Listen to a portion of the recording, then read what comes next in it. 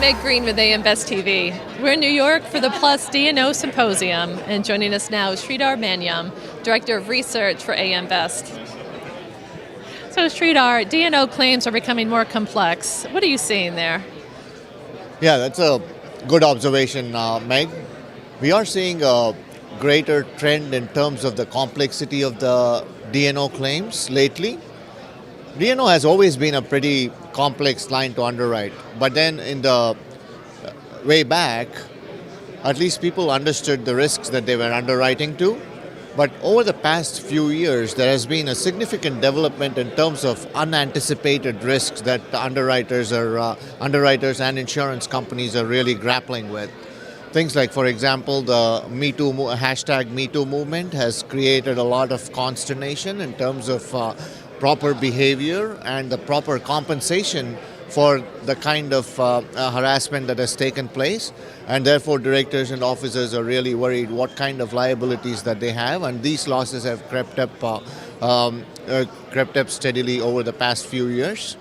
And recently as well, there's been a significant loss creep from cyber insurance policies as well, in terms of the duty of the directors and officers in order to make sure that the disclosures regarding the cybersecurity of a company is appropriate, and if they have disclosed something and there's been a significant event that has not been anticipated, then they might be on the hook for it as well.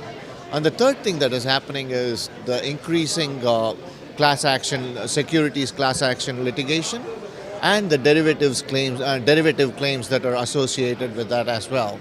As a couple of Supreme Court decisions in terms of Cyan versus Beaver County that has allowed the proliferation of these lawsuits at the state level.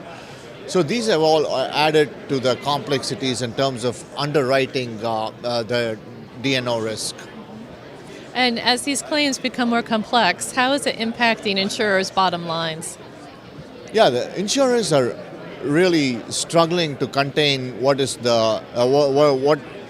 becoming a more and more significant component of their bottom line, which is the defense cost containment. So every single lawsuit, trivial, frivolous, or serious, needs to be really treated, needs to be defended, and therefore the cost of these defenses have become an increasingly significant portion of the insurance company's bottom line. And the trend has also been aggravated by a lot of emerging law firms with significant war chests that have taken the litigation very seriously and are filing more and more lawsuits. So therefore, I think out there on that front, the insurers are definitely facing a significant challenge. And in terms of loss ratios as well, because when they were underwriting to these risks, they did not anticipate these risks emerging, and therefore on the losses as well, they are seeing a significant uptick. And on the other hand, the prices have just started improving a little bit. They haven't really caught up with the loss trends yet, so there is pressure both on the top line and the bottom line. And how is the industry responding? Well, I mean, they're still struggling, and the better insurance companies, the ones that are really focusing on the D&O risks, are the ones that are investing a lot in significant domain experience. So D&O is not a catch-all underwriting.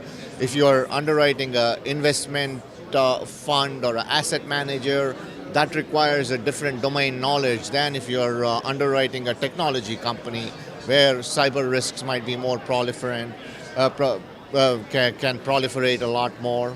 And there is also a different mindset that you need to bring when you're underwriting a private company, where, for example, in a public company, the financials are audited, transparent, and dependable, whereas in a private company setting, maybe you need to make some judgment calls. So there are different risks associated with each kind of D&O. So treating it as a general line is fraught with risks, and therefore developing domain knowledge and deep expertise of the industries that you're underwriting is key to success, and that's what successful companies are doing.